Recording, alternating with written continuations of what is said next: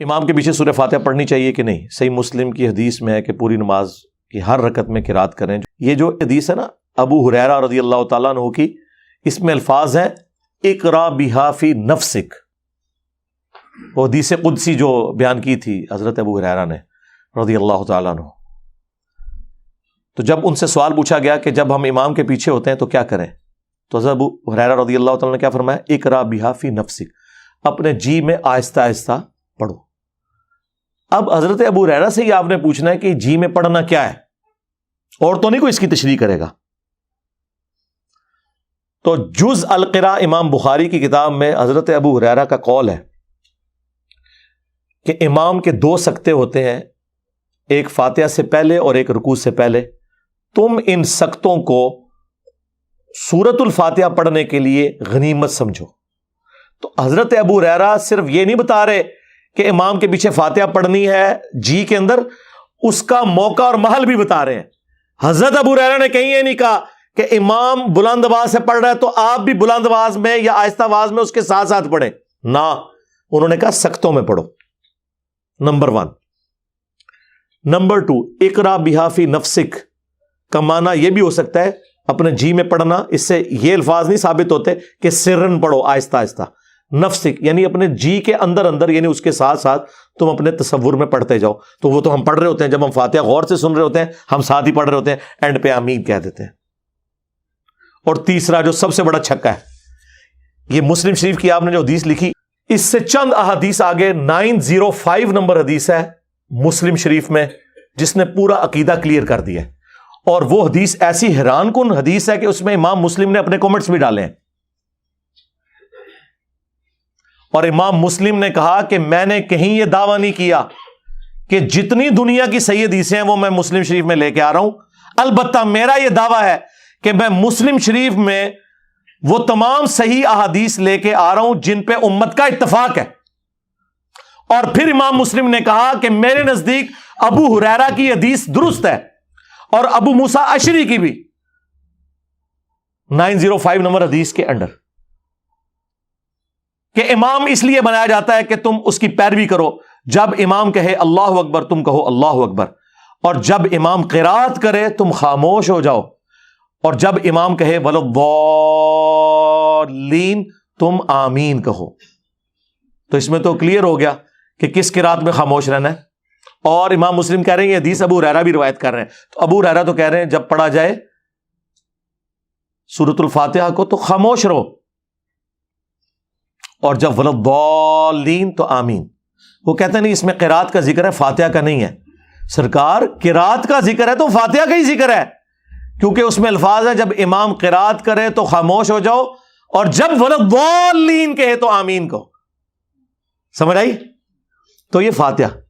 اور نہ سمجھ آئے تو بخاری مسلم میں ایک اور حدیث ہے، عبداللہ ابن عمر کہتے ہیں کہ نبی صلی اللہ علیہ وآلہ وسلم، حضرت ابو بکر اور حضرت عمر اپنی قرات کا آغاز الحمدللہ رب العالمین سے کرتے تھے. قرات سورہ فاتحہ بھی ہے اور اس کے بعد والی بھی ہے. پیچھے کیا رہ گیا؟ تو حضرت ابو ہریرہ رضی اللہ تعالیٰ عنہ کا بھی یہی عقیدہ ہے جو ہم بیان کر رہے ہیں. سکتوں میں جتنی بار نماز پڑھاتا ہوں الحمدللہ سکتے کرتا ہوں، فاتحہ پڑھنے کا ٹائم دیتا ہوں، لیکن یہ نہیں ہو سکتا کہ آپ قرآن کی مخالفت شروع کر دیں. وَإِذَا قُرِئَ الْقُرْآنُ فَاسْتَمِعُوا لَهُ وَأَنصِتُوا لَعَلَّكُمْ تُرْحَمُونَ. جب قرآن پڑھا جائے خاموش ہو جاؤ اور توجہ سے سنو تاکہ تم پر رحم کیا جائے. اب وہ اس چکر میں پڑ جاتے ہیں. اہل حدیث میں حیرانگی ہوتی ہے، اہل حدیث کہتے ہیں یہ تو مکی آیت ہے، یہ مدنی کا. وہی والی بات جو بریلوی کہتے ہیں ایسے بتاں دے بارے چاہے تسی اے بزرگوں تے کیوں لاتی. اللہ کے بندو اللہ سے ڈر جاؤ. امام نسائی نے چیپٹر کی ہیڈنگ میں یہ آیت لی ہے اور اس کا فارم بیان کیا ہے کہ یہ جنرل آیت ہے جب بھی قرآن پڑھا جائے گا. اور اس سے بڑھ کر جز القراء میں امام بخاری نے جو اپنے کومنٹس کیے ہیں 36 نمبر حدیث کے کانٹیکسٹ میں، اس میں ضعیف کا حکم لکھا ہوا ہے. وہ ضعیف ان اقوال کو کہہ رہے ہیں، لیکن جو خود لکھ رہے ہیں وہ تو ضعیف نہیں ہے نا. یعنی میں کسی کی بات کوٹ کروں تو اس میں تو حکم لگ سکتا ہے، لیکن جو میں خود بیان کر رہا ہوں وہ تو میں اسے صحیح سمجھ رہا ہوں نا. تو امام بخاری خود لکھ رہے ہیں جز القراء میں. امام بخاری فرماتے ہیں کہ اللہ نے قرآن میں واضح فرمایا وَإِذَا قُرِئَ الْقُرْآنُ فَاسْتَمِعُوا لَهُ، جب قرآن پڑھا جائے تو خاموش ہو جاؤ اور اسے سنا کرو تاکہ تم پر رحم کیا جائے۔ اور حدیث کہہ رہی ہے بخاری مسلم کی لا صلاۃ لمن لم یقرأ بفاتحۃ الکتاب، کہ جو سورہ فاتحہ نہیں پڑھتا اس کی نماز درست نہیں ہے۔ تو امام بخاری اس پہ خود کامنٹس کر رہے ہیں کہ ہم نے آیت پہ بھی عمل کرنا ہے اور حدیث پہ بھی کرنا ہے۔ امام بخاری کو تو نہیں پتا تھا کہ یہ آیت جو ہے وہ مکی ہے اور نماز مدینے میں آئی ہے، حالانکہ اللہ کے بندوں نماز تو مکے میں بھی تھی، 5 نمازوں کا شیڈیول مدینے میں ہے، نماز تو نبی الاسلام پہلے دن سے پڑھ رہے ہیں اور صحابہ اکرام پڑھ رہے ہیں۔ بخاری مسلم دونوں میں حدیث نہیں ہے، ابن مسعود کہتے ہیں میں نے 70 سے زیادہ صورتیں حضور کے پیچھے قیام اللیل میں سن کے زبانی یاد کی ہیں۔ اگر میں جانتا کہ مجھ سے زیادہ قرآن کسی کو آتا ہے تو میں اپنے اونٹ چلاتا، ان کے جگر جلا دیتا، اس شخص تک پہنچتا جو مجھ سے زیادہ قرآن جانتا ہے۔ تو نبی الاسلام تہجد میں قیام اللیل میں قرات کرتے تھے، صحابہ کرام اسے یاد کرتے تھے، اور 2/3 قرآن تو ہے ہی مکی ہے، 1/3 مدنی قرآن ہے۔ صحابہ کرام نے مکے میں قرآن کیسے یاد کیا تھا؟ نبی الاسلام کے پیچھے وہ پڑھتے تھے۔ سورۃ المزمل میں آیا نبی الاسلام رات میں بعض اوقات 2/3 رات، بعض اوقات آدھی رات، بعض اوقات 1/3 رات قیام کرتے تھے، صحابہ کرام پیچھے سن سن کے اسے یاد کرتے تھے۔ تو بالکل کلیئر ہے۔ وہ کہتے ہیں نہیں جی وہ ابو داؤد میں اور جامعہ ترمذی میں حدیث ہے کہ فجر کی نماز میں پڑھ رہے تھے تو نبی الاسلام نے فرمایا کہ فاتحہ کے علاوہ کچھ نہ پڑھا کرو، مجھے لگا میری قرات سے کچھ چھین رہا ہے۔ اس سے آپ نے یہ رزلٹ کیسے نکال دیا کہ نبی الاسلام نے یہ کہا ہے کہ فاتحہ میں مجھ سے چھین لیا کرو؟ فاتحہ کی آپ نے ترغیب دلائی، یہ آپ نے کبھی بھی نہیں کہا کہ میرے ساتھ ساتھ پڑھو۔ نبی الاسلام ہر آیت کے بعد ایک وقفہ کرتے تھے، نبی الاسلام رکوع سے پہلے سکتہ کرتے تھے۔ تو حضرت ابو ہریرہ کی وہ بات یاد رکھیں، ان سکتوں کو غنیمت جاننا ہے، اور بلکہ جز القراء میں امام بخاری نے نقل کیا ہے کہ ہمارے سلف تابعین کے حوالے سے کہ وہ سکتے کیا کرتے تھے اور امام انشور کرتا تھا کہ پیچھے والے ان سکتوں میں قرآن سورہ فاتحہ پڑھ لے۔ قرآن کے ساتھ قرآن والا معاملہ کوئی نہیں ہے جی، اور سن لینا کافی ہے۔ اور یہ جتنی باتیں میں کر رہا ہوں یہ افضلیت ہے۔ اگر کوئی امام سکتے نہ کرے، امام کی قرات سورہ فاتحہ کی جہری نمازوں میں مقتدی کے لیے کافی ہے، دیٹس آل۔ سرن نمازوں میں یقیناً آپ نے پڑھنا ہے۔ اور کتنی حیران کن بات ہے کہ ٹوٹل 17 رکھتے ہیں فرض، ان میں سے 6 صرف جہرن ہے، 11 سرن ہے۔ عشاء کی آخری 2 سرن، زور کی 4 کی 4 سرن، عصر کی 4 کی 4 سرن، اور مغرب کی آخری 1 سرن۔ زیادہ نماز تو ہے ہی سرن ہے، اس میں آپ نے دکانوں کا حساب نہیں کرنا، بلکہ امام کے پیچھے فاتحہ بھی پڑھنی ہے۔ بلکہ سنن ابن ماجہ میں حدیث ہے، جابر بن عبداللہ رضی اللہ تعالیٰ عنہ کہتے ہیں کہ ہم نبی صلی اللہ علیہ وآلہ وسلم کے پیچھے سورہ فاتحہ اور قرآن بھی پڑھتے تھے۔ یہ نہیں کہ فاتحہ پڑھ کے خاموش ہو جانا ہے، بعض لوگ فاتحہ پڑھ کے خاموش ہو جاتے ہیں زور اثر میں، نہ، جتنا قرآن یاد ہے پڑھتے جائیں۔ ہاں، کیوں؟ بخاری مسلم میں حدیث ہے کہ نبی علیہ السلام کی زور اثر کی جو پہلی 2 رکھتے ہیں ان کا قیام 30 آیات کے برابر ہوتا تھا۔ سورہ فاتحہ کے بعد 30 آیات، تو صحابہ کرام وہ 30 آیات میں خاموش رہتے تھے، نہیں پڑھتے تھے قرآن۔ اور آخری 2 کا قیام 15 آیات کے برابر ہوتا تھا۔ مراد آخری 2 میں بھی سورت پڑھ سکتے ہیں، لیکن بخاری مسلم میں یہ ہے کہ نبی علیہ السلام بسا اوقات فرض کی آخری 2 رکعتوں میں سورہ فاتحہ پہ ہی اکتفا کرتے تھے، سورت نہیں ملاتے تھے۔ بخاری مسلم کے الفاظ ہیں، نبی علیہ السلام بعض اوقات جو قرآن پڑھتے تھے 1-2 آیتیں اونچی بھی پڑھ دیتے تھے زور اثر میں، تاکہ ہمیں پتہ چل جائے کہ آپ کون سی سورت کی تلاوت کر رہے ہیں۔ ایک ایک چیز موجود ہے۔ مجھے بتائیں، یہ کہتے ہیں ہمارے بزرگوں نے اگر دین نہ جمع کیا ہوتا تو دین برباد ہو جاتا۔ برباد ہی تھوڑے بزرگوں نے کیتا ہے۔ اللہ دے بندے ہو، صرف بخاری مسلم اتنی ٹینس ڈیٹیل موجود نے، میرے سے پہلے کسی بزرگ کو توفیق نہیں ہوئی ہے کہ وہ بیان کرے کہ نبی علیہ السلام کا قیام کس طرح کا ہوتا تھا، کتنی آیات اس میں پڑھتے تھے، لینتھ کتنی ہوتی تھی، ایک ایک چیز۔ یہ کسی بزرگ بابے کی کتاب سے نہیں ہے، حدیث کی کتابوں میں۔ ہاں، باقی جو جہرن ہے اس میں آپ سنیں، آپ کا سننا پڑھنے کے ایکویلنٹ ہے۔ اور اگر آپ لیٹ شامل ہوئے اور آپ نے فاتحہ نہیں سنی تو اللہ تعالیٰ نے اس معاملے میں آپ کو ریلیکس کیا ہے. وہ امام کا پڑھنا آپ کے لیے کافی تھا. ایون آپ اگر رکوع میں بھی مل گئے ہیں تو رکعت شمار ہوگی. امت کی اکثریت اس کے اوپر متفق ہے. اور یہ جو میں آپ کو عقیدہ بتا رہا ہوں جہرن والا، اس میں اگر تھوڑا سا کوئی تفرد بنتا ہے نا تو وہ امام بخاری کا ہے، ورنہ باقی سارے سنی اور شیعہ دونوں متفق ہیں. شیعہ کے نزدیک بھی جہرن نمازوں میں آپ نے سن لیا تو کافی ہے، پڑھنے کی ضرورت نہیں ہے. اور اہل سنت میں بھی چاروں امام قائل ہیں، امام حنیفہ، امام شافعی، امام احمد بن حنبل، امام مالک جو بڑے امام ہے، کہ رکوع میں رکعت مل جاتی ہے. علماء عرب سارے قائل ہیں. یہاں پہ اہل حدیث کی اکثریت قائل نہیں ہے، لیکن اہل حدیث میں بھی لوگ قائل ہیں. رہ گیا جہری نمازوں میں سن لینا کافی ہے. اس کے اوپر آلموسٹ اگر میں دعویٰ کروں نا کہ اجماع ہے، کیونکہ عبداللہ ابن مبارک کے بارے میں جامع ترمذی میں آتا ہے کہ وہ امام کے پیچھے فاتحہ پڑھتے تھے، اور ان سے پوچھا گیا کہ اگر کوئی فاتحہ نہ پڑھے تو وہ کہتے ہیں میں کبھی نہیں کہتا کہ اس کی نماز نہیں ہوتی، امام کا پڑھ لینا بھی کافی ہے، لیکن میں ساتھ پڑھتا بھی ہوں. یہ تو کبھی مسئلہ نہیں آیا تھا کہ جہرن میں بھی آپ نے دب کے رکھنا ہے.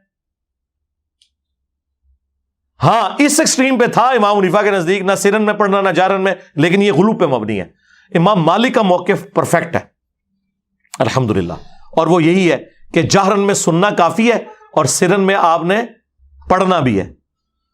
اور یہی موقف امام ابن تیمیہ کا ہے، یہی موقف شیخ البانی کا ہے، محدث اعظم سعودیہ.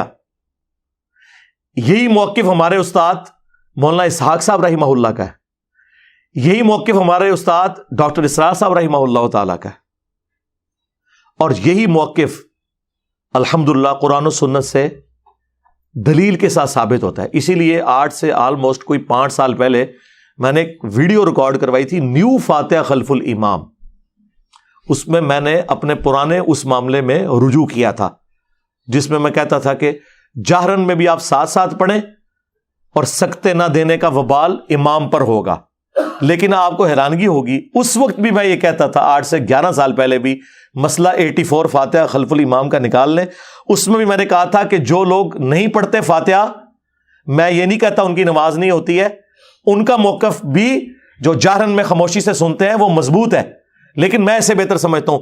تو اللہ کا شکر ہے میں نے اس وقت بھی کبھی کیٹاگوریکل ڈینائی نہیں کیا تھا، لیکن آج اللہ وجہ بصیرت یہ موقف میں صحیح سمجھتا ہوں کہ جہرن میں سن لینا کافی ہے. سرن میں آپ، جس میں یعنی آہستہ آواز میں امام پڑھتا ہے، آپ ساتھ ساتھ پیچھے پڑھیں گے. ظاہر ہے آپ کو تو امام کی آواز نہیں آ رہی.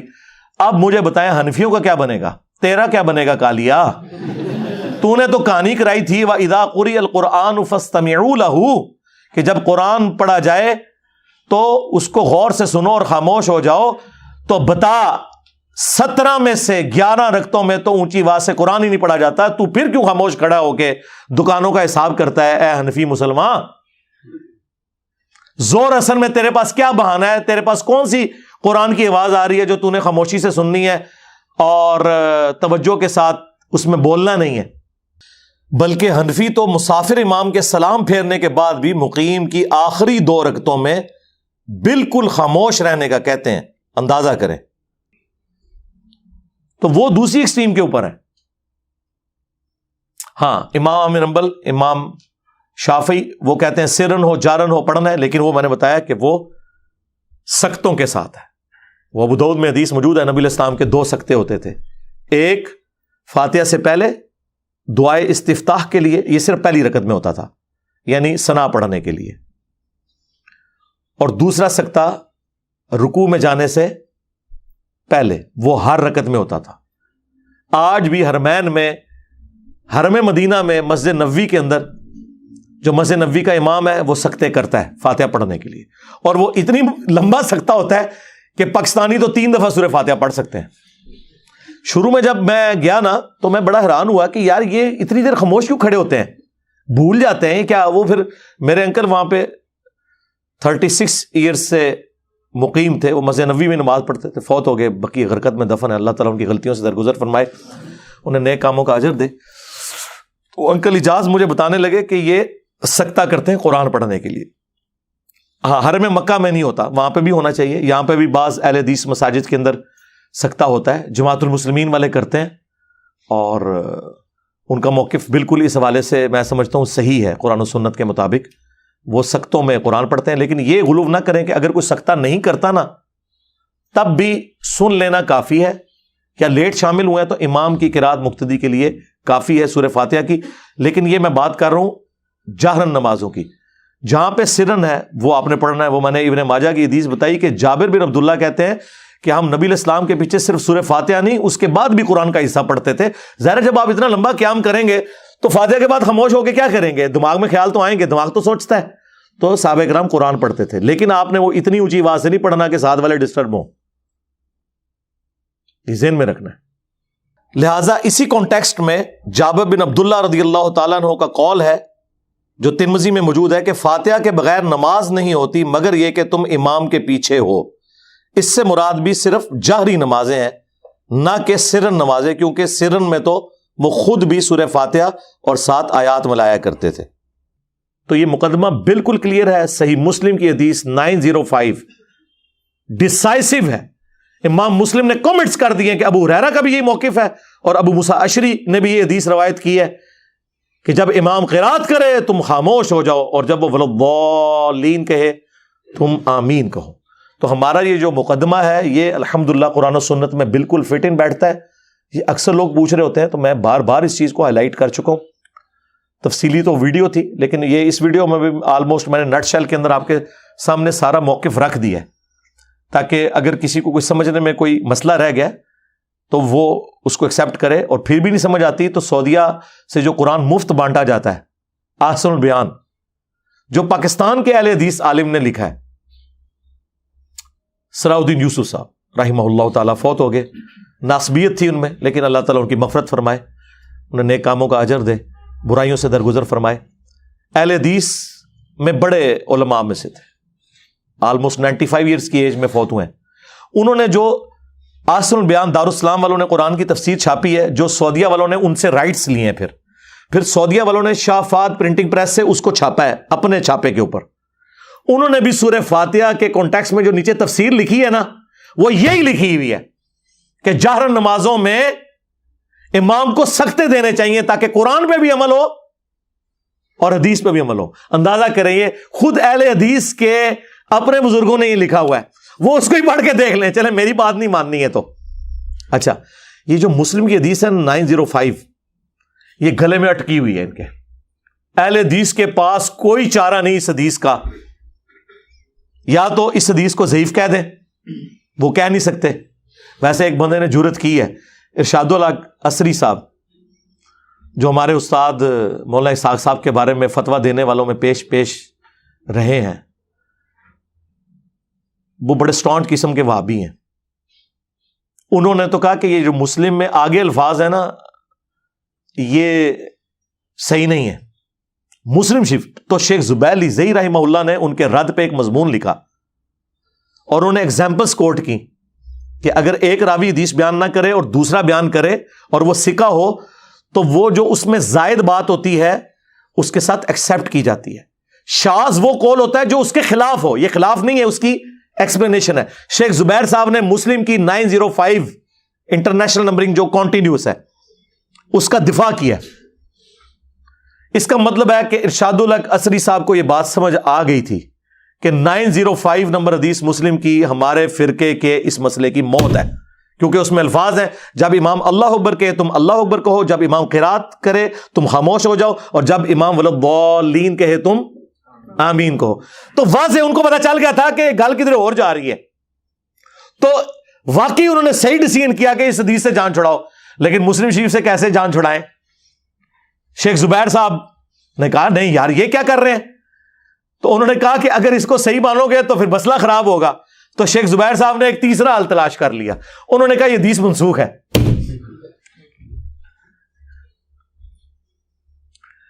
شیخ زبیر صاحب نے جو فاتحہ خلف الامام کے اوپر کتاب لکھی ہے نا، اس میں اس حدیث کو انہوں نے منسوخ ڈکلیئر کیا مسلم شریف کی۔ اس کا مطلب ہے کہ شیخ زبیر لیزئی رحمہ اللہ اور ارشاد الحق عصری صاحب دونوں یہ مانتے ہیں کہ یہ حدیث اہل حدیث کے مسئلے کی موت ہے، ان کو منسوخ ڈکلیئر کرنی پڑی اور ان کو ضعیف۔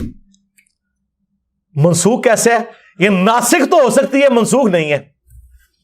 منسوخ کیسے ہوگی؟ کہتے ہیں منسوخ ہوئی ہے اس حدیث سے لا صلاۃ لمن لم یقرأ بفاتحۃ الکتاب۔ سرکار اس کو تو ہم بعد میں دیکھیں گے، قرآن کی آیت کو حدیث نے کیسے منسوخ کر دیا؟ یہ تو قرآن میں آیت ہے وَإِذَا قُرِئَ الْقُرْآنُ فَاسْتَمِعُوا لَهُ وَأَنصِتُوا۔ اور دوسرا شیخ زبیر صاحب تو خود کہتے تھے سلف کا منہج، سرکار اس آیت کو چیپٹر کی ہیڈنگ میں لکھ کے امام نسائی نے سلف کا منہج بھی بتا دیا ہوا ہے کہ آپ نے خاموشی سے ہی سننا ہے۔ امام نسائی نے تو کمال کر دیا ہے، اس کو چیپٹر کی ہیڈنگ میں ڈالا ہے۔ امام نسائی اسی چیز کے قائل ہیں کہ جاری نمازوں میں آپ نے پیچھے نہیں پڑھنا۔ اور دوسرا منسوخ کیسے ہوئی؟ امام مسلم تو کہہ رہے ہیں کہ وہ پہلے لے کے آئے حدیث حضرت ابو ہریرہ والی اقرا بہا فی نفسک، جس کی یہ تفسیر یہ اہل حدیث جو بیان کرتے ہیں میں اس سے نہیں ایگری کرتا۔ میں نے آپ کو لاجیکلی بتایا کہ خود ابو ہریرہ جب کہہ رہے ہیں کہ سختوں میں پڑھنا ہے تو بات ختم ہو گئی۔ امام مسلم پہلے وہ حدیث لے کے آئے حضرت ابو ہریرہ والی، اس کے بعد ابو ہریرہ کے ریفرنس سے لے کے آئے کہ ابو ہریرہ رضی اللہ تعالیٰ عنہ کہتے تھے کہ جب امام قرات کرے تم خاموش رہو، اور جب وہ ولضالین کہے تم آمین کہو۔ تم ناسک تو پھر یہ حدیث ہے 905، نہ کہ وہ لا صلاۃ لمن لم یقرأ بفاتحۃ الکتاب، بخاری کی حدیث یا مسلم کی اقرا بہا فی نفسک۔ وہ بھی حدیث نہیں، حضرت ابو ہریرہ کا قول ہے، لیکن ہمارے لیے وہ حدیث کے درجے میں حدیث موقوف تو ہے۔ آپ کو یہ پورے کا پورا سینیریو کلیئر ہو گیا؟ لہٰذا وہ جو ترمذی کی حدیث یا ابو داؤد کی حدیث عبادہ ابن صامت والی جس میں وہ جہری نماز کا ذکر ہے، ویسے تو وہ حدیث شیخ البانی اس حدیث کو ضعیف کہتے ہیں، اور شیخ زبیر لزئی صاحب اسے کہتے ہیں حسن درجے سے نہیں گرتی۔ میرے نزدیک اگر اس کو حسن بھی مان لیا جائے تب بھی وہ مسئلہ آپ کا حل نہیں کرتی ہے، کیونکہ انہی احادیث کے اوپر تو امام نسائی نے باب باندھا ہوا ہے، اور امام نسائی نے اس سے وہ رزلٹ نکالا ہوا ہے جو ہم نکال رہے ہیں، جو امت کی اکثریت کا رزلٹ ہے۔ اور دوسرا یہ ہے کہ آپ نے سختوں میں پڑھنا ہے۔ عبادہ ابن صامت کا فجر میں یہ کہنا کہ پڑھنی ہے تو اس پہ محمول ہے کہ اس زمانے میں صحابہ کرام سکتے کرتے تھے، جو نبی علیہ السلام نے کیے، آیت کے بعد بھی سکتا اور رکوع سے پہلے بھی سکتا۔ سختوں کی حد تک یہ بات درست ہے۔ میں جتنی بار جماعت کراتا ہوں، میں آلموسٹ پچھلے کوئی 6-7 سال سے 5 نمازوں میں امامت کرتا ہوں الحمدللہ، اور میں سکتے کرتا ہوں، فاتحہ پڑھنے کا ٹائم دیتا ہوں تینوں نمازوں میں۔ ظہر اثر میں تو ویسے ہی ضرورت نہیں رہتی، وہ تو آپ خاموشی سے پڑھ رہے ہوتے ہیں۔ تو الحمدللہ سختوں والا معاملہ جو ہے اس کے ساتھ یہ چیز جڑی ہوئی ہے۔ یہ میں نے مسئلہ اس لیے کھول کے بیان کیا کہ لوگ بڑے پریشان ہوتے ہیں، اور وہ کہتے ہیں جی انجینئر صاحب پہلے یہ کہتے تھے، جو میں پہلے بھی کہتا تھا آپ ذرا وہ بھی سنیں۔ اس میں نے کہا تھا کہ جو جہرن میں سکتے نہیں کرتے اور صرف سن لیتے ہیں، ہم یہ نہیں کہتے ان کی نماز نہیں ہوتی، امام مالک کا یہ موقف ہے۔ لیکن بعد میں جب مجھے پتا چلا کہ اس میں تو صرف اہل حدیث کا تفرد ہے، اور وہ بھی چند اہل حدیث کا، باقی پوری امت دوسری طرف کھڑی ہوئی ہے، اور احادیث بھی دوسری طرف کھڑی ہوئی ہے۔ نماز کا آپ کو سکون آئے گا، آپ کبھی اس کو اپلائی کر کے دیکھیں، جب امام قرات کر رہا ہے تو آپ اس قرات کے اندر توجہ کریں، سورہ فاتحہ ہو یا بعد والی، تو آپ کو نماز میں ٹیسٹ بھی۔ یہاں تو میں دیکھتا ہوں کہ وہ آتے ہیں، ان کو اس سے غرض نہیں کہ امام کیا کر رہا ہے، دڑ دڑ دڑ اپنی فاتحہ پڑھنی شروع کر دیتے ہیں، اور وہ فاتحہ مجھے بتائیں توجہ سے پڑھی جا رہی ہوتی ہے، جس میں آپ کو آواز بھی آ رہی ہو دوسری قرات کی، اور آپ اس چکر میں فاتحہ پڑھوں، نہ آپ اس کی قرات صحیح سن رہے ہو نہ اپنی صحیح کر رہے ہیں، تو کیا نکالا اس میں سے؟ خام خواہ ایک مستحب کام کو اس لیول پہ آپ لے گئے کہ اسے فرض بنا دیا، اور یہ کہا نماز ہی نہیں ہوتی، اور لوگوں کو مصیبت میں ڈال دیا۔ اور اللہ کا شکر ہے کہ میں اتنا ہارڈ لائنر ہونے کے باوجود اللہ کے فضل سے جب یہ چیز مجھ پہ کھلی تو میں نے الحمدللہ اس معاملے میں پوری سختی کے ساتھ اس موقف کو بیان کیا کہ یہ بہت آپ غلط کھیل کھیل رہے ہیں امت کے ساتھ، جو آپ کہہ رہے ہیں کہ جہر نمازوں میں پیچھے پڑھتے آؤ۔ تو لوگ تو سکون میں آ گئے، لوگ کہتے ہیں شکر الحمدللہ ہماری زندگی آسان ہو گئی ہے۔ اور مجھ سے پہلے بھی اور لوگوں نے باتیں کی ہیں، لیکن ظاہر انہوں نے تو اپنا خیال ظاہر کیا تھا نا۔ ہم نے تو لوگوں کو یہ کہا ہے کہ دلائل کے بغیر آپ نے کسی کی بات نہیں ماننی، سوائے اس شخص کے جس کی قبر مدینے میں ہے صلی اللہ علیہ وآلہ وسلم، ان کا کہہ دینا ہی کافی ہے، لیکن باقیوں سے آپ نے دلیل مانگنی۔ مجھ سے پہلے یہ بات مولانا مودودی کرتے تھے رحمہ اللہ، ڈاکٹر اسرار صاحب رحمہ اللہ، مولانا اسحاق صاحب رحمہ اللہ، اور ان سے بھی پہلے امام ابن تیمیہ رحمہ اللہ، شیخ البانی رحمہ اللہ دور حاضر میں بہت بڑے سلفیوں کے امام، ان سب کا یہ موقف ہے. لیکن دلائل کے ساتھ کوئی بندہ ذکر کرے نا، تو مخالفین کے بھی جب دلائل دے تو پھر انسان کو ذرا تسلی ہوتی ہے کہ یار یہ بات بالکل ٹھیک ہو رہی ہے. یہ اس طریقے سے ہی تھا کہ انہوں نے اس کو زیادہ غلوف کے اوپر جو ہے وہ لے گئے، اس کی وجہ سے لوگوں کے لیے بڑی مصیبت کھڑی کی ہوئی ہے، اور لوگ بڑی ٹینشن لیتے ہیں. اور جو رکوع میں آ کے ملتے ہیں یا فاتحہ کے بعد شامل ہوتے ہیں، وہ بیچارے پھر ایک رکعت بھی ملا رہے ہوتے ہیں. ہم انہیں کچھ نہیں کہتے، آپ ملانا چاہتے ہیں ضرور ملائیں، آپ کا رائٹ ہے. لیکن امت کی اکثریت اس کی قائل ہے. خود شیخ زبیر صاحب نے ابن مسعود رضی اللہ تعالیٰ عنہ کا اپنا عمل لکھا ہے کہ وہ بھی رکوع میں رکعت ملنے کے قائل تھے. وہ کہتے ہیں ہم مانتے ہیں، لیکن وہ کہتے ہیں کہ ہم وہ جو حدیث ہے ابو بکرہ والی جو بخاری میں آئی کہ ایک شخص نماز میں شامل ہوا، سیدھا رکوع میں چلا گیا، جس کی وجہ سے حنفی رزلٹ نکالتے ہیں کہ اس نے پھر کوئی اور رکعت نہیں ملائی تھی. اور امام بخاری نے اس حدیث سے کہا کہ آپ رزلٹ نہ نکالیں کہ رکوع میں رکعت مل جاتی ہے، کیونکہ امام بخاری ایک اور روایت لے کے آئے ابو سعید خدری سے غالباً رضی اللہ تعالیٰ عنہ کہ رکعت اس وقت شمار کرو جب تم قیام کی حالت میں امام کو پاؤ. لیکن اس میں بھی قیام کا ذکر ہے، اور یا رکوع میں جانے سے پہلے فاتحہ پڑھنے کی ترغیب امام بخاری نے کہا کہ اس حوالے سے ہونی چاہیے، تو تب رکعت شمار ہوگی. لیکن امام بخاری کے سامنے یہ حدیث ابو بکرہ والی جو خود بخاری میں لے چکے تھے کہ وہ صحابی نے تو قیام بھی نہیں کیا، ڈائریکٹ آ کے رکوع میں ملے، تو نبی علیہ السلام نے فرمایا کہ تمہارے جو نماز کا شوق یہ میں نے دیکھا ہے، آندہ جب تم آؤ تو تسلی سے آؤ. وہ پیچھے سے ہی رکوع میں چلے گئے تھے، پھر چلتے چلتے صفوں میں شامل ہوئے. حضور نے کہا تسلی سے آؤ، صف میں کھڑے ہو کے نماز میں جو رکعت ملے وہ لے لو، جو رہ جائے وہ پوری کر لو.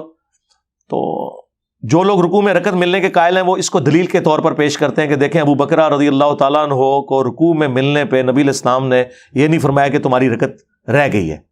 دوسرے لوگ کہتے ہیں اس میں عدم ذکر ہے، اس میں کوئی تفصیل ہے ہی نہیں ہے. ویسے میرے نزدیک یہ بات دونوں طرف جا سکتی ہے. ہو سکتا ہے انہوں نے ملا لی ہو اور زیادہ چانس ہے کہ نہیں ملائی ہو، کیونکہ اگر ملائی ہوتی تو اس کا ذکر موجود ہوتا. بہرحال ہم دونوں کو بینیفٹ آف ڈاؤٹ دیتے ہیں. اس سے امام بخاری جو رزلٹ نکال رہے ہیں وہ تو بڑی مشکل سے ہی نکلتا ہے، دوسرے جو نکال رہے ہیں وہ پھر بھی نکل آتا ہے، لیکن ہم وہ بھی نہیں مانتے. ہم نے دوسرے دلائل آپ کے سامنے رکھ دی ہیں. مسلم کی ایک حدیث 905 نمبر وہ سارے کے سارے مسئلے کو کلیئر کرتی ہے اور وہ فٹ ان بیٹھتی ہے. اور جز القراء میں خود امام بخاری مان رہے ہیں کہ قرآن پہ بھی عمل کرنا ہے، وَإِذَا قُرِئَ الْقُرْآنُ فَاسْتَمِعُوا لَهُ، اور حدیث پہ بھی عمل کرنا ہے سختوں کے ذریعے. تو میرے خیال ہے سختوں والا معاملہ ایسا ہے. باقی اگر سختہ مختصر ہو یا